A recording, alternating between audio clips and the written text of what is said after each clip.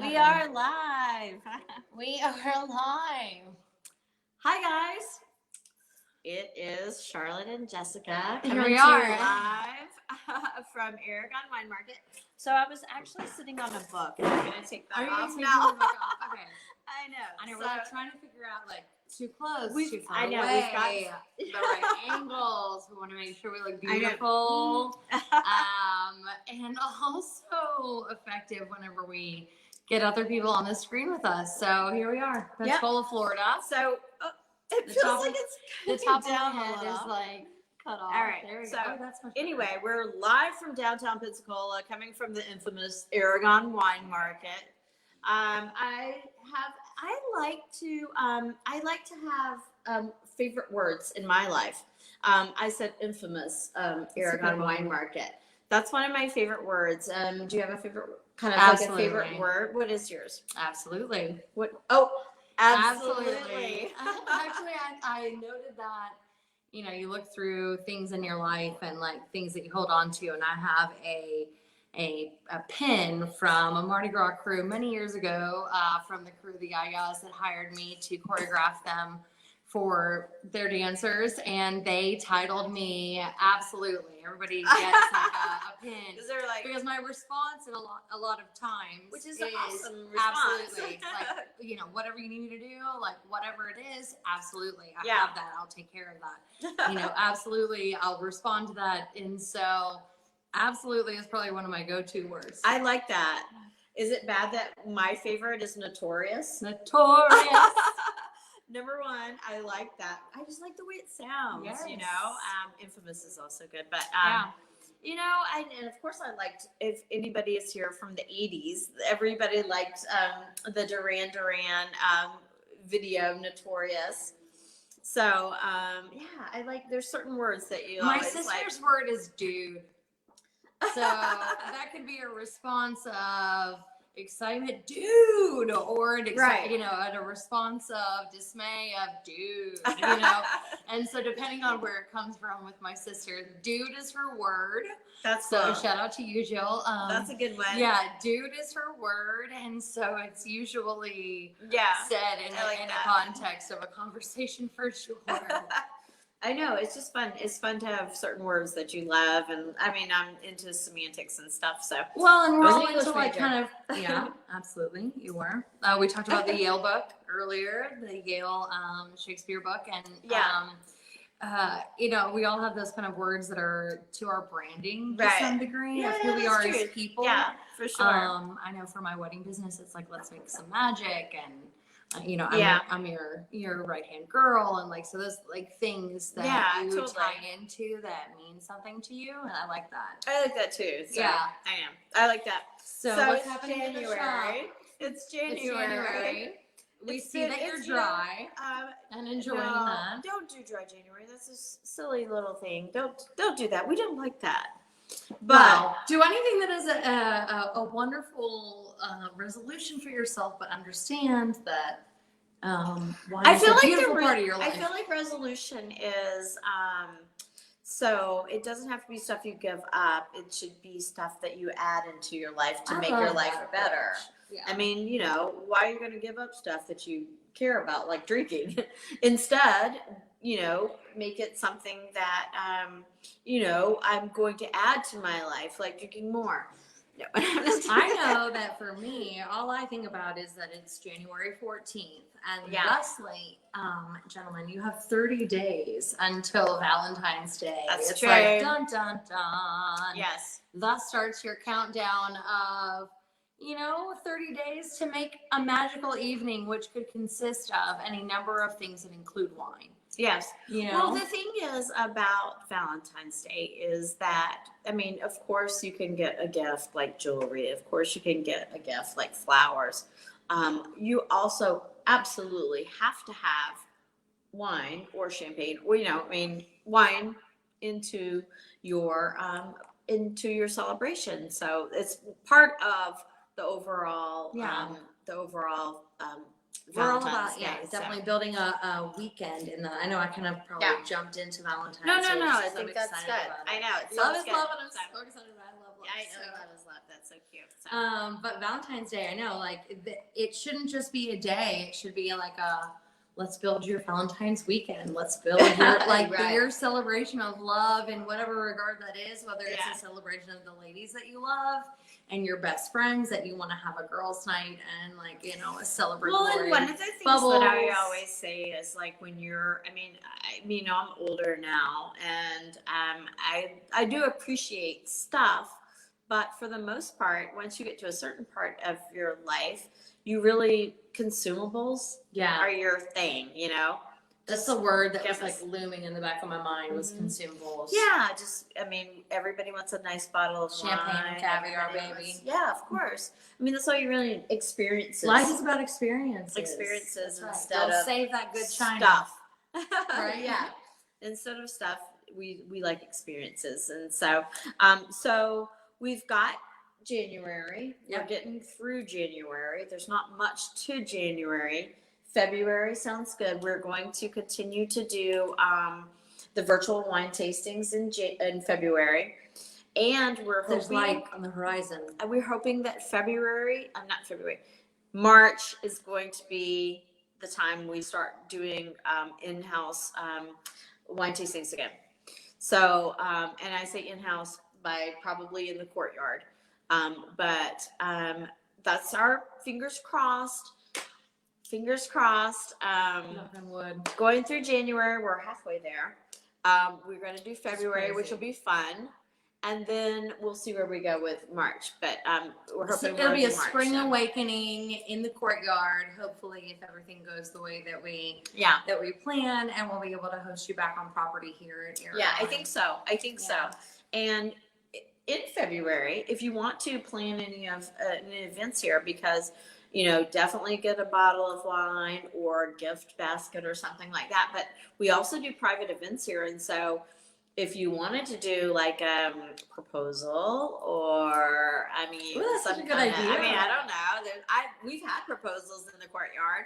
We have a wonderful courtyard out back. And so you could do a nice proposal or a private event with a small group of people in February. So let us know about that. Yes, she's the girl to talk to about that, because she is a event planner, and so we're lucky to have her at the store. And well, I'm happy to be a part of the team. We definitely are hosting private wine tastings up to 10 people, so we coordinate those in advance. You can pre-select the wines, or do a blind tasting kind of event, and designate whatever your specified budget is. It could be as intimate as 2 people for a private, engagement event, like Charlotte mentioned. I always thought of it as like the ultimate pre-date night out, do a private wine tasting with just you and your little date, and then go and have an amazing dinner. How amazing and incredible and unique would that experience We've be? had proposals in the courtyard. I love it. I totally remember. I hope he comes in sometime. He and his wife, they proposed here, got married.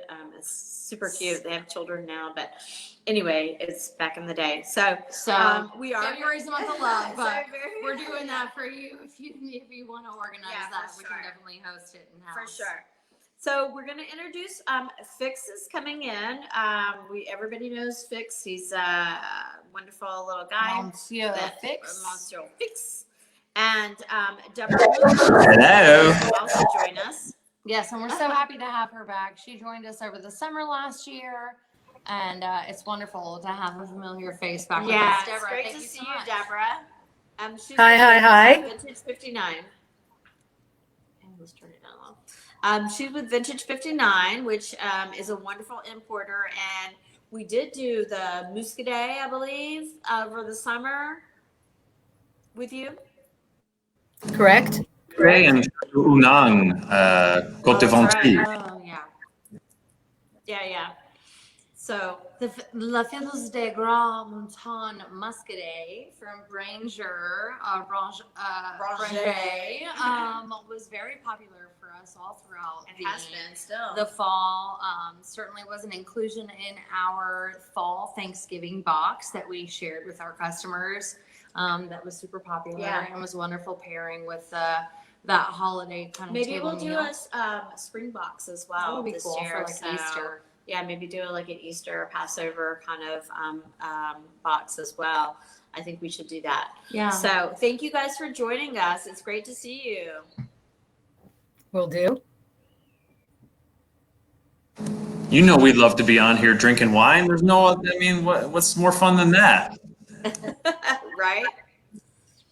So, so Vintage 59 is an importer that, I mean, they originally started with French wines, I believe. And I think the name comes from that iconic year in France of 1959, which was a great year in France. Is that correct, Deb?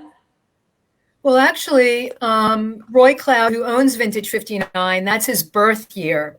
So that's why the company is named that way. And it's not a great vintage. So vintage year.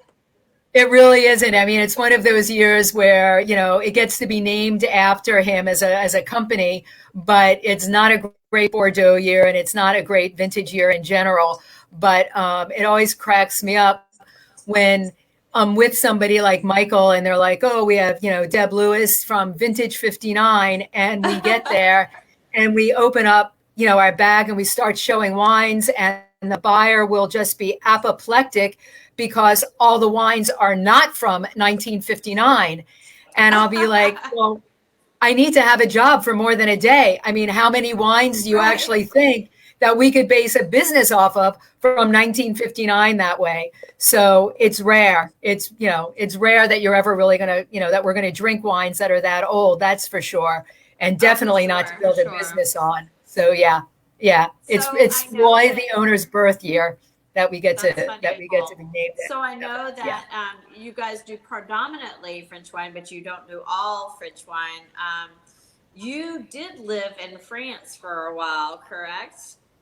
I did. I've had the opportunity over my lifetime to live in France quite a few times. The first time was, in the early 80s. After graduating college, I just went over with my bicycle and ended up being there for about 4 years. And then again, working in restaurants in the mid 90s. And then after working with Vintage 59, I get to go every year, save for this year. We always go for work. So, you know, it becomes a country that's near and dear along with the producers. I that too way. am a Francophile. I also love France, and it's one of my favorite places. I had a place in Sancerre at one time in my life. So where did you first start in France, and where did you end up? So the first place where I really spent a lot of time happened to be in Brittany, because a chef who I had first worked with when I was finishing up school in Arizona, it's, you know, you're finishing up college, right? And you need 2 credits. So what do? You take yoga and tennis, right? What are you going to do for 2 credits? And I had gotten a job at musical theater was one, but right, exactly. You need to fill it up. You've got 2 credits and you're out. And I had gotten a job at a very old school French restaurant in Scottsdale, Arizona, which we're talking about the late 70s. And it was only men. It was just me making salads, garde manger. And the chef there came from his restaurant in Brittany in Saint Malo. He worked there for the season and then came and worked the winter season in Scottsdale. And when I graduated, I went over with my bicycle. And the first thing I did was go over to visit Jacques. And he's like, oh, well, why don't you do your little tour on your bicycle and come back and then house sit for the winter and stay? So I thought, well, that seems kind of good. I've got nothing else up my sleeve. Sure. So I house sat in a very cold winter in Saint Malo, which is in Brittany, right on the ocean, and then worked for him for 2 seasons in his tiny little restaurant, which was just a farmhouse, and there were 3 of us in the kitchen. So that was really quite wonderful. That's really neat. Wow. Yeah. and then ended up in Paris the So next that's time the I was first there. place that you started in France. What was your favorite place to live in France? After that, I ended up in Paris, and I love Paris again because, as I said, I always travel with a Everyone bicycle, loves Paris. and felt I knew that city like the back of my hand because I loved it. It was every nook and cranny. I had a bicycle. I just got around. I don't know. It was lovely. It was lovely, and it was a long time ago, and yeah, it was really quite lovely to be there. I mean, I love Paris as well too. I mean, I've never been. Who doesn't love Paris? But It's on the list, of course. I know. I mean, and there's so much to love about it, and there's so many things to talk about it. But anyway, so hopefully we'll all be able to travel a little more in 2021, and we can all go to our favorite places like France and I think when looking at, just to kind of digress into Vintage 59 and kind of the representation of the organization you're with now, one of the beautiful things that's a continuation of the theme that we've had for all of our wine tastings has really been, small family-owned vineyards, smaller production, beautiful, and like the story behind it. And one of the things that I noted on kind of the mission and vision of your company was very much so carrying that through of, the representation of these beautiful, small, unique vineyards and presenting these beautiful wines that aren't, they're mass produced. Yeah, they're widely distributed, but not necessarily mass produced in a huge production standpoint. And I think that represents kind of what we're trying to do today is share wines with our community from another community around the globe. Right. That's about, a family tradition, sharing and breaking bread around a table and the stories that come behind it. And so that brings us to our beautiful Chablis that I think we're going to talk to today. Yeah, I'm sorry. We seem to have a little bit of a problem bringing up my PowerPoint. So we'll just talk. And if anybody who's out there, it makes it a little bit maybe more intimate. If you just want to sip and drink and any questions you have, just jump in at this point and make it more like we are sitting around a table rather than the school sort of information that you would get otherwise. So I'm going to top myself off. Please do. As we're doing this, Yeah. let's just top ourselves off since we're a little bit more intimate today as we're around the table. I hope everybody has something that they're eating with this also. And let's just give a swirl and a quick sniff. Yeah. And think Yeah, we about wish we had what some you're. oysters here. Oh my God. Yeah. Oysters And would let's be just. Go. And think about what you're smelling here, because that's really what this wine is all about before I even. So this is Domaine Picq. And Domaine Picq is a multi-generational domain. And we're in the small village called Chiche, which is just southwest of Chablis. Now, to get our footing, Chablis is just a mere 2 hours south of Paris. So if we were flying in, we got to Charles de Gaulle, we picked up our rental car, and we made it around the Préférique, and we haven't gotten lost. Right? We haven't gotten lost. And we start heading south. Deb, getting down here. Can we get out of here? It takes us like 45 minutes to an hour to get out of here. We got out of Paris and we're driving a mere 2 hours and we're going to get to the town of Chablis. And we're going to this little village called Chiche, and that's where the Picqs are. They farm a mere 32 acres. That's it. 32 acres. I mean, that's nothing, right? In the world of wine. And as I said, it's multi-generational, but the three siblings who are now making wine took over in 76. So they now have been making the wine for over 40 years, right? It's Didier who's the winemaker. his brother Pascal, who is the vineyard manager, and their sister Marilyn, who takes care of all of the admin. So it's been the three of them who have been running the domain since the 70s. What's important about Chablis, number one, is that what's in your glass is Chardonnay. No ifs, no buts, nothing else. There's one grape and one grape only. It's Chardonnay. So for all of you out there who go, yeah, no Chardonnay for me. This is the wine that's going to make your head spin and go, oh, I don't like Chardonnay, but I really like this Chablis, right? This is what I really, really like. So the only grape that you're allowed to grow in Chablis is Chardonnay. So this is their village wine, their entry-level wine, and this comes from a mere 12 acres. So what's 12 acres? This is like what your favorite tomato farmer farms at the farmer's market. That's it. This is 12 acres only, and it's his young vines. So we're looking, his young vines are 20 years. That's what we're starting at here. 20-year-old vines, and we get this miraculous wine. So the other important features here are that this is number one done in 100% stainless steel. Nothing else.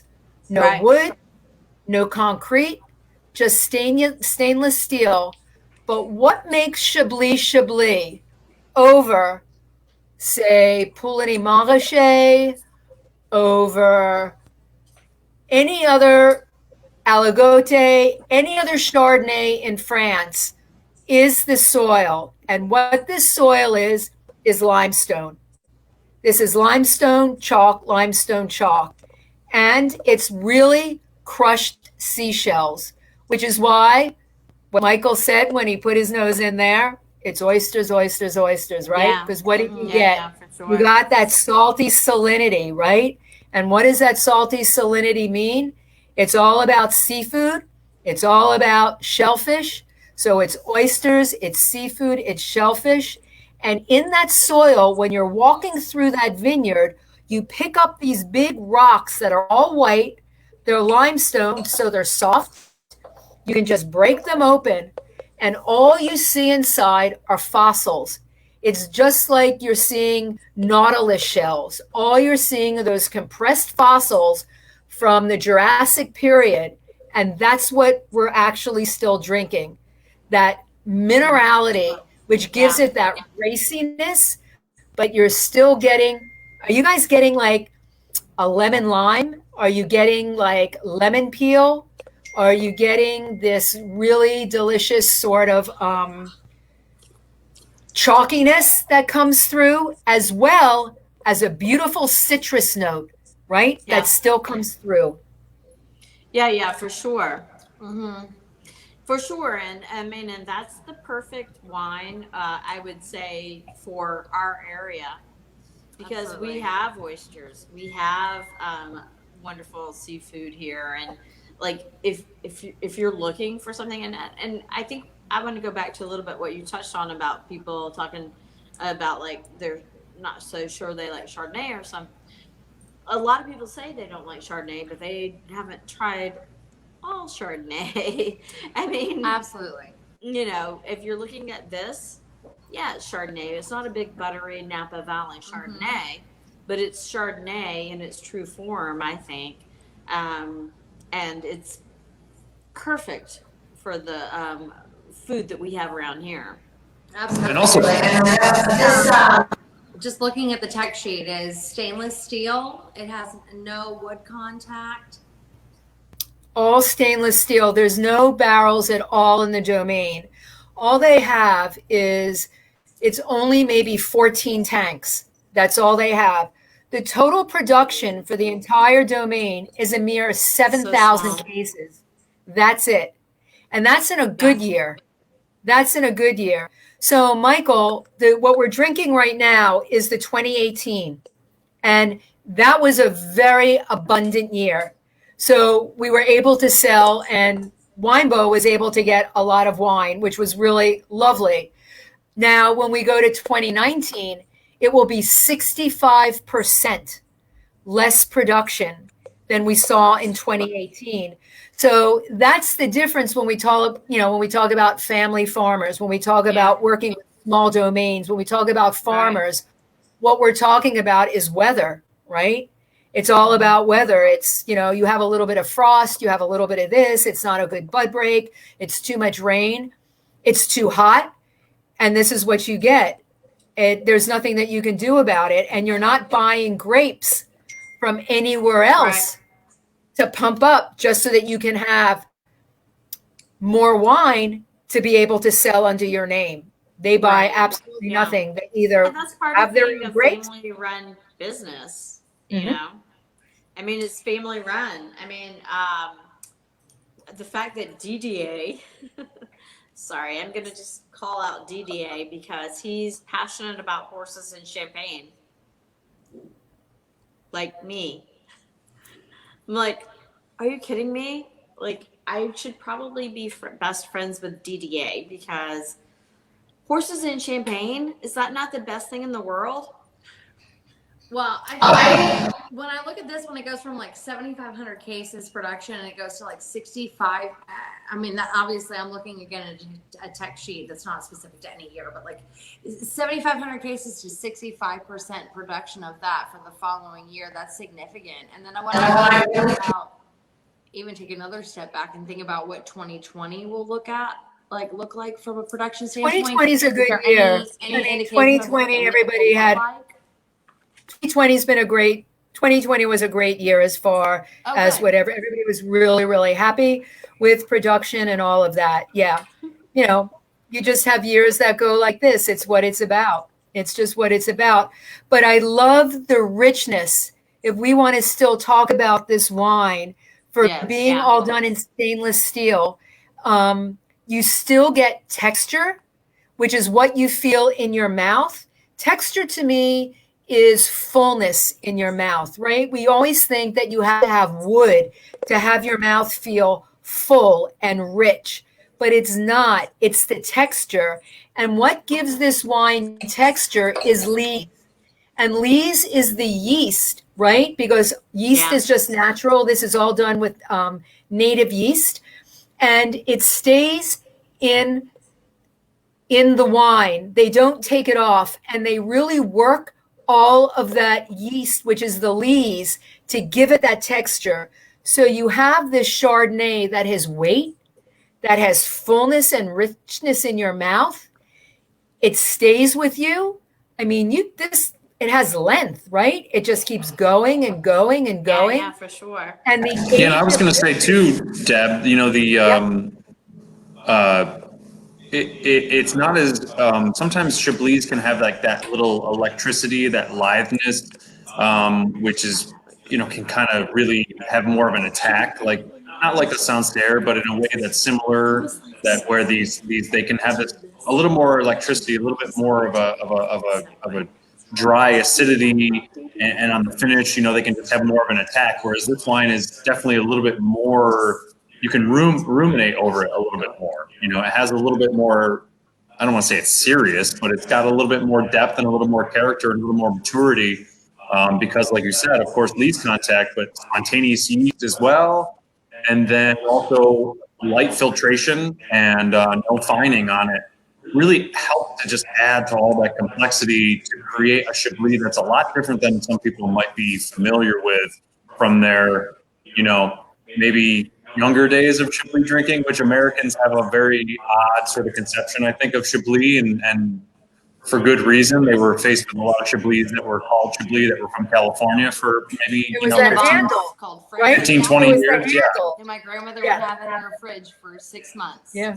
And the other thing too is that we've done really well with this wine at the shop for the last maybe 5-6 months, and it's not a $12 wine. It's definitely fitting with some of the best Burgundies price wise, or entry level Burgundies price wise. But people really, when they get their hands on a good Chablis, it really changes their minds very quickly. And I'm appreciative of Picq for doing that, because they're one of the few that are doing that. And Vintage 59 has a few Chablis that help to also forward that change that misconception as well. It's also And so, a region in Burgundy that allows you to drink Burgundy for $36 a bottle. and to drink well. I'm sorry. Go ahead. I'm sorry. Oh no. We were just gonna go, pricing on it is 36, and so it's it's not an inexpensive bottle, but I mean for what you're getting, 36 is it's a nice price Chablis. It's Burgundy.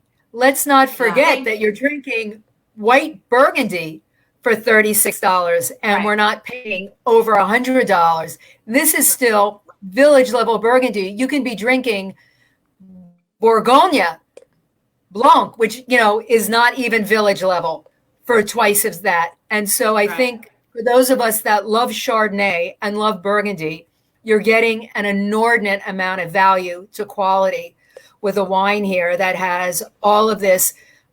We use the words when we talk about Chablis like this: precision and length, because you really get, that's what limestone. And this is the same soil. Let's not forget, this is the same soil that you have for those of us who love Sancerre, right? For those of us that love Sancerre and Sauvignon Blanc uniquely from Sancerre, it's that same sort of Kimmeridgian soil. And for those of us who love Champagne, and especially in the Côte Blanc, right? If you're in the Côte Blanc and you love that Chardonnay from that Côte Blanc, it's that same Kimmeridgian soil. So it's those three areas.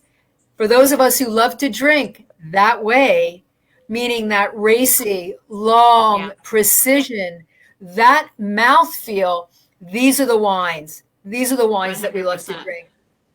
And it's all, it's that relationship of grape to soil. Yeah. Yeah. Deb, I was wondering if you have any opinion on this. I was opening up this bottle this morning. How I like to have breakfast in the morning is to open up a sample bottle. Breakfast wine. Have a little omelet, get the kids dressed if I feel like it. But I was wondering, sometimes when I open up some Chablis, I do notice that, they can need a little bit of air, and sometimes Chardonnays need that, which we don't often think about. I was wondering if you have any thoughts on maybe double decanting Chablis. Is that something you think would be advisable? Because sometimes I think it's actually good for the wine.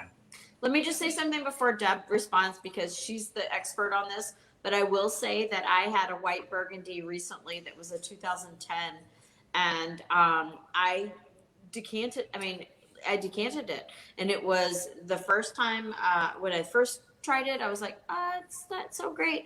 And then as it opened up, yes, I do think it definitely needs to, or you definitely can decant. But let's ask the expert, Deb. What do you think about decanting Burgundies? Oh, I think for sure. I have growers that that's the only way, because they're so tight. And we as Americans, and the way that our system is set up, meaning me as an importer with Wango and Michael selling to you, we don't have the luxury of selling you that wine when it should be drunk, meaning that we're holding it for that amount of time. It's released and I'm selling you a bottle of wine in 2 years, and a lot of those wines are not ready to be drunk. So to enable you to be able to appreciate them. In this case, though, Michael, especially 2018 in particular, I just think the ripeness is there. No. And for you guys, I didn't have any 18 at home. I happened to be drinking some 2015, just saying. So you've got, I don't know. I'm just saying, these wines age fabulously. I mean, it's not a bad thing to buy, 6 bottles or a case. You drink them, you put them away. With magnums, when we have the opportunity to have magnums of this, 2009s I'm still drinking. So you have wines that have ageability to them because they're built that way. They still have acidity, right? You need to have acidity. You just don't want a wine that has all that ripeness and that big fruit to it, because then they're just monolithic. You need to have that backbone of acidity, which is tannin, right? When we think of reds, we think more of acidity with whites that way. which give you the ability of age. And we still want to keep these, right? These wines are delicious that way. But whites are always decantable. And we know that because in general, we tend to drink our wines too young and too cold, right? Too young and too cold. And I should clarify that I don't think that this vintage needs that. It was just But one of yes, those things yeah. I was thinking about. We Yeah. had tried some older Bordeaux, or not older, older Bordeaux here in the store, a white Grave, and I thought it would benefit from something like that. And I've had other Chablis where you knew when you opened it, you were like, oh, I probably should, have waited a little bit, or I probably should have let this warm up a little bit. Like you said, we drink our wines too cold and too young frequently. This is probably, I would say, and I've been drinking and selling Gilbert Picq either in the restaurant business years ago in New York, and then now in the wholesale side. I've been drinking and selling Gilbert Picq wines now for about 8 or 9 years, and I think the 18 is one of the best current releases I've ever had from the wine, or at least that I can remember. I might be thinking back to 12 or 13 or something that was really, really great that I loved, but this wine is ready to go. It does not need much at all, except it works through in your glass. It's tremendous. It's and maybe always a some great. char-grilled oysters with a little butter and garlic. Oh yeah. That sounds Scallops. Fire grill. You just pop it on the whole sack of oysters. I'm sorry, did I? That sounds delicious. Yeah, and it's Burgundy. It's Burgundy too. Like Deb was saying, I think it's really important to remember that it's Burgundy. And we were talking about the weather, and people know who are Burgundy people who maybe only focus on the reds. Or focus on some of the village appellations from the, Côte de Nuit or whatever. They know that weather and vintage variation is really, really, really important to each vintage of Burgundy. They don't always think about Chablis because of, again, it has that separate name, of course. It's a little further northwest of, sort of the Côte de Nuit. I think that there's kind of like this disconnect there for some people, but it's Burgundy, and so it's at the whim of Mother Nature. Very much so. And it's important to remember. That disconnect for a novice of someone just kind of entering into the wine world, and like now I'm even still a year in, and this is probably the first time that I've had this Chablis. I've not had this. Say it for me again, Fix. You corrected my pronunciation last week. On which one? This one, the Chablis. On the Gilbert Picq? Gilbert Picq. Did I say that right, Deb? I don't know. I sell it, but I don't. I said it right. She's probably been there. She's probably hung out with Diddy. But I mean, this is the first time I've had that, and I'm a big proponent. I'm kind of the, not to be like a, like I'm the figure, the poster child for that. Like I would say that I don't really care for Chardonnays because I'm not a heavy oaky buttery in that zone. I don't really care for that. But this, yes, I mean, nail on We that. got you. But hey, Jess. No one contact opens your world, and it's like, oh wait, this is the same genre. Like it's amazing. So you have to kind of open your world. You don't really know that because, like you're saying, it's a different name, it's a different word. Too, I used to work with somebody who used to call it the PICQ wine because their name is in all caps, I think, on the label. So they used to call it the PICQ. And you were like, so it's okay. It's all right. Maybe we should get some core here. Well, let's move on probably to So- pronunciating The Chateau Haut-Monplaisir, Montplaisir. which is from the Cahors region. Cahors. When you see, so one thing about Chablis, if you see Chablis on the label, you know it's Chardonnay. If you see Cahors on the label, you know it's Malbec. The French are like that. They say this is where it's from. You should know what grape is grown there. So the red that we're trying tonight is from Cahors. It's from the southwestern part of France, which I think is the most interesting part of France. I mean, there's many, I don't want to say it's the most interesting, but it's one of the most interesting parts of France because I really like the wines from the southwestern part because you don't see them a lot. The whites are like super petroly and weird. The reds are, I guess that's where uh, Malbec began. I mean, it's just a really interesting little part of France. When you were saying that, I thought for me, if you were to take food in France in general and go to this part of France, this is where you could just say, I'm going to die. Because this is the area that I like to call, this is about duck, duck, goose. Where we are in the southwest of France here, it's really called the Périgord.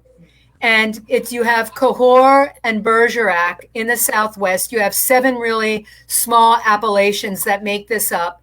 And where we are, when we talked about Chablis, it was easy to say we were going to be 2 hours southeast of Paris. And in this area, we're going to start in Bordeaux because that's where we're close to here. So if we flew into, say, Bordeaux, or we took the train to Bordeaux, we're now only going to be about an hour and a half or 2 hours by train just now southeast of Bordeaux. So that's where we are. But the food here changes immensely. We are now also in Chablis, we had these beautiful rolling hills and it was very pastoral. When we get to this area in Cahors, we are still looking at the same soil. Now, let's go ahead and give this a swirl and smell it and taste it. Because the one thing I want to say before we even begin is the soil is exactly the same. We're still looking at limestone soils. And what's changed here only is the grape. So in Cahors, the main grape is going to be Malbec. And this is an area that was wiped out in the 1800s by the disease called phylloxera. And now, with replantings, they are only about 15% back to where they were in plantings to the 1800s. Wow. So it's a very, very small amount that they're coming back to. The other thing to remember is this grape, when you look at your glass, pick that glass up and hold it up to something white because it is opaque. There is no transparency to that wine at all, right? It is called the black grape of Cahors, the black grape, because that's what it is. There's nothing else there. And it has a lot of tannin to it, right? There's fruit there. Oh, yeah. But it has tannin. So when we think of Bordeaux, there are 5 grapes, right, that make up Bordeaux. We've got Cabernet Sauvignon, we have Merlot, we have Petit Verdot, we have Tannat, and we've got Malbec. I didn't do that right. Not Tannat. I was like, Cabernet Franc. Cabernet Franc. Cabernet Franc. So we have 5 blending grapes, or we used to have 5 blending grapes, I say, in Bordeaux, because every Bordeaux that you have now is pretty much just Cabernet Sauvignon and Merlot, right? Maybe a little bit Cabernet Franc, but not much. Malbec, though, was called the vin de médecin. It was called the doctoring grape, because when they were doing a Bordeaux blend and it wasn't dark enough in color, welcome Cahors. If it didn't have enough structure and backbone, meaning tannin, welcome the vin de médecin Cahors. So it was really used as the doctoring grape in making Bordeaux blends to be able to give it backbone, to give it spunk, and to give it color when those Bordeaux blends weren't coming up to snuff. So what we have with Chateau Haut-Monplaisir, this is Kathy and Danielle Fournier. Their daughter Mathilde just joined the family. Kathy just inherited the domain in the 90s from her father. And up until that point, they were just grape growers. They weren't making wine themselves. Her father and her grandfather and her great-grandfather, they grew grapes and they sold them. And when Kathy and Danielle inherited it, they began to actually make wine at the Domaine. They farm 50 or so acres. They farm completely organically. They're certified organic, where the Picqs work, right, where the Picqs work organically, but they have chosen not to get certified and spend the money because that's how they've always farmed. But they are certified organic that way. The other important thing with Chateau Haut-Monplaisir is they are 100% Malbec, because in Cahors, and you could pick up if you have 7, perhaps, maybe, if you had 7 Cahors on the shelf at Aragon, I would say 6 of them would have either Tannat or Merlot in them, because those are the 2 other blending grapes. This is one of the few wines from Cahors that's 100% Malbec. That's all they grow, and that's all you find. So this is 100%. What's also interesting is when you taste this wine, this is done primarily in concrete, right? Not stainless steel, concrete, which has the same sort of capability like wood, because concrete is porous, so it's breathable like wood, but you don't get any of that flavor. So this is primarily done in concrete, with 30% of this done in neutral barrel. But you don't taste any wood in this at all, do you?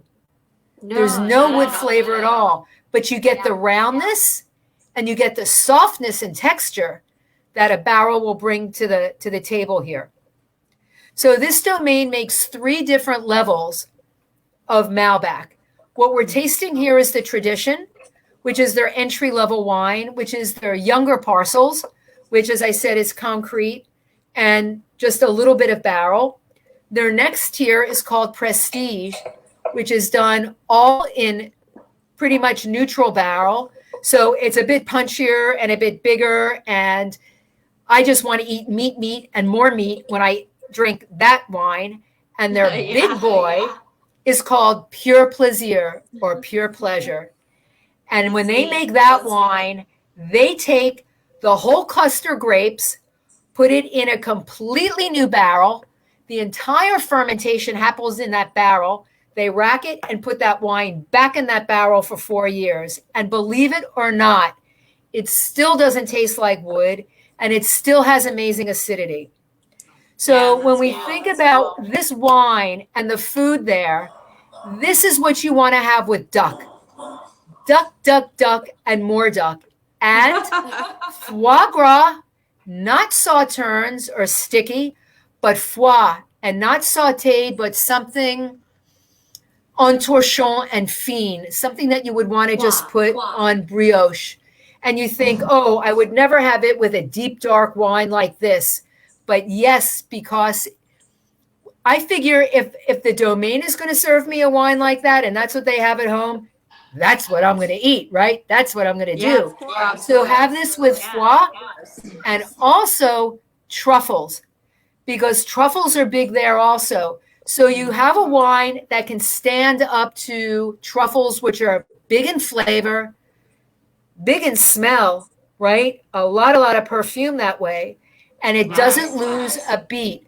So you have a wine, if you're making big stews, big braises, things with porcinis, right? This wine can stand up to any of that. But yet, come summertime and you're throwing some ribs or some burgers on the grill and it's hot out with a little bit of a chill, you're still good to go, right? It's not, because the alcohol isn't high on this, and it's not hot, and you're not fatigued when you drink this big, ballsy red wine, right? You don't feel tired. Your palate is not being, okay, I'm going to do it. We've all just done this. I don't have my presentation. We're sitting at the table together. We're eating. Think of this next to an Argentinian Malbec. Well, it's a lot different. I mean, Yes. I remember It's back 180 degrees.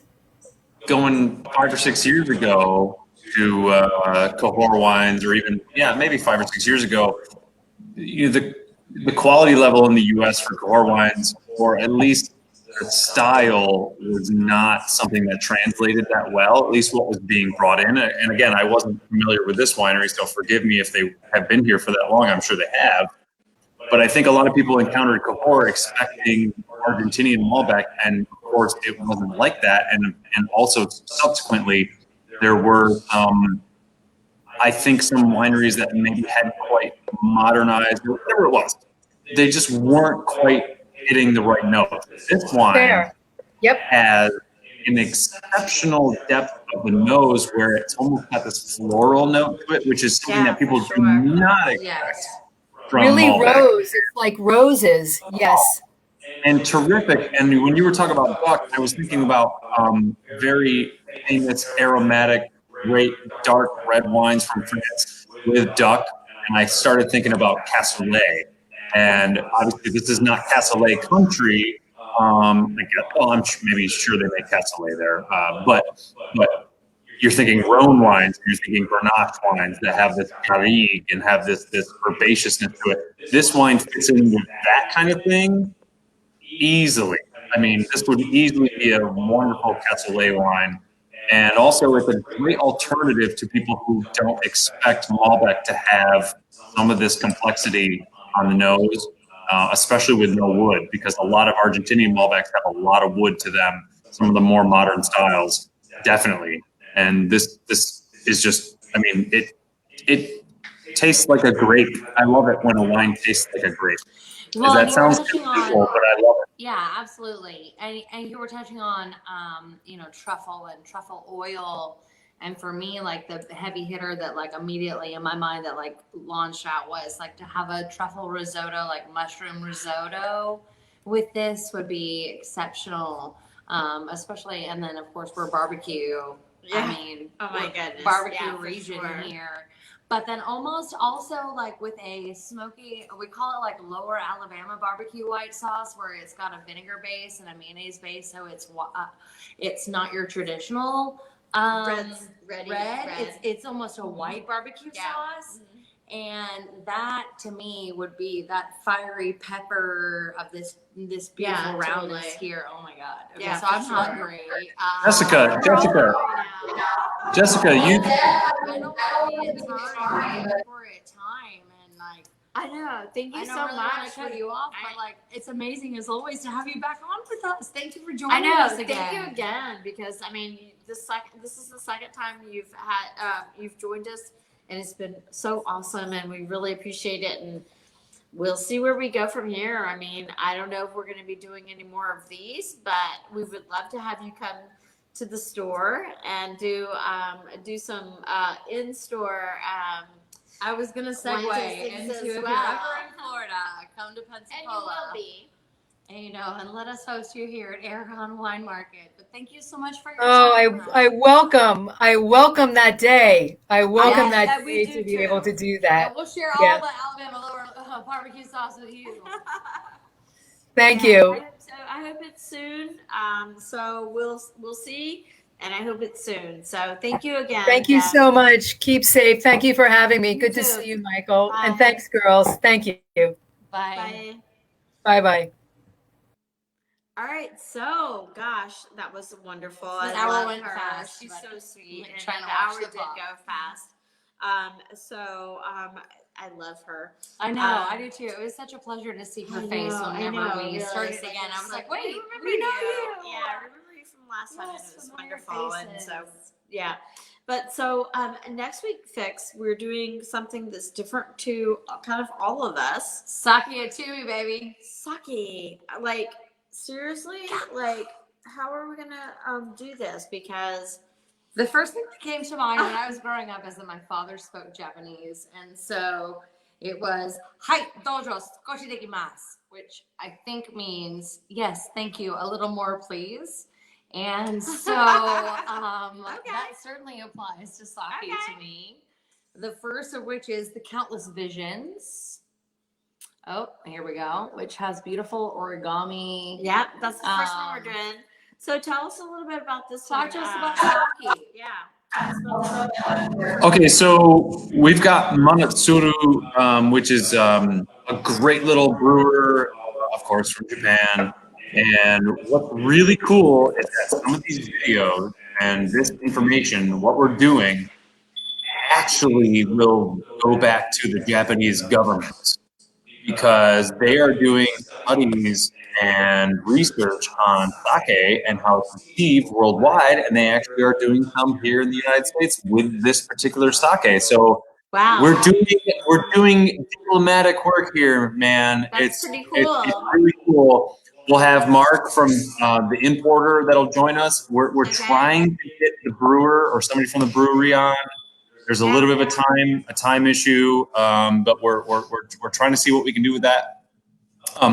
But the great thing about the Countless Visions is that it's not sweet necessarily, which some people do like their sweeter sakes, full of sakes. It's not sweet, but it has like this fullness to it. It has a really good richness to it, which I think if somebody likes that kind of style sake, they're really going to enjoy that. And of course, if you're going to drink it alongside with spicy food, something that has that texture to it, something that has that viscosity, is going to be great if you're going to go to like Sabai and get some spicy Thai food, or go to Nam or Khan's or Sake Cafe or any of our lovely, what we have here in Pensacola is some of the best Asian food, I think, in the country, really. So any of those places, you're going to be in good hands. So I would say somebody come and grab these bottles. They're both 300 milliliter bottles, so they're not super big. You can enjoy a little, a nice little glass bowl. And prices. And also another thing to keep in mind with is $16 a bottle. And this is Demon Slayer. The Demon Slayer, yeah. So Which I don't know why I like. it's. Demon Slayer. It's like, I can tell you first and foremost, everybody wants to buy Demon Slayer just because it's called Demon Slayer. But you can rock out with some Slayer too if you want to rock out with some of that, or some Anthrax or whatever your favorite metal band is.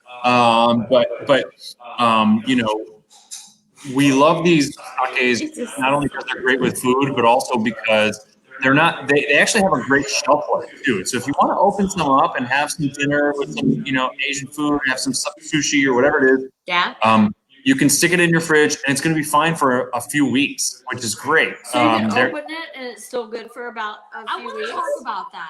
Yeah, absolutely. I want to talk about how stuff can stay open, and we can leave a sake, open for this amount of time, and because we got that question a weeks ago when we talked about ports, how long can varying degrees of port stay open. I think that'd be a good thing to talk about.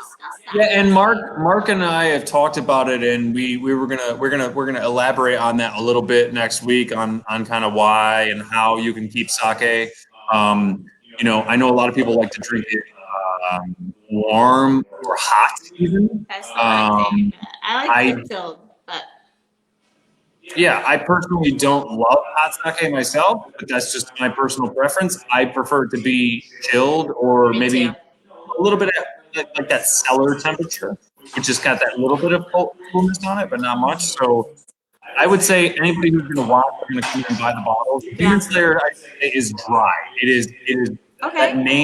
That name is indicative of a dry style. So you guys, for next week, please come out and grab a little bottle. They're, it's a fun thing to do, and so it'd be fun. Yeah, definitely. I'm going to take a couple bottles up to Huntsville this weekend. I know. I'm excited, and so that next week that my dad can tune in with us. But definitely pick up a few of these bottles, take them home with you in your regular pickup of whatever you need for your house. So thanks, Picq. Yeah, definitely. We'll see you next week on the Sakis. Bye. Thanks bye. Again. I was trying to think of what was bye for in like, Japanese. He was just like, I'm going home. Okay, bye. So thank you guys for joining us. Yes. So next week will be sake, and I think that's a fun thing to do. Fun and different, yeah. Yeah. So at the wine store here, we're still talking about special orders. If you need some special orders, private events, we've got those as well. Definitely. So just let us know what you need. We're all here to Special orders, private events. Yep. Yeah. And just a reminder, gentlemen, Valentine's Day is in 30 days. 30-day countdown. Just saying. 30-day Countdown. countdown. All right. Have a good week. Bye, you guys. Thanks for joining us. Bye.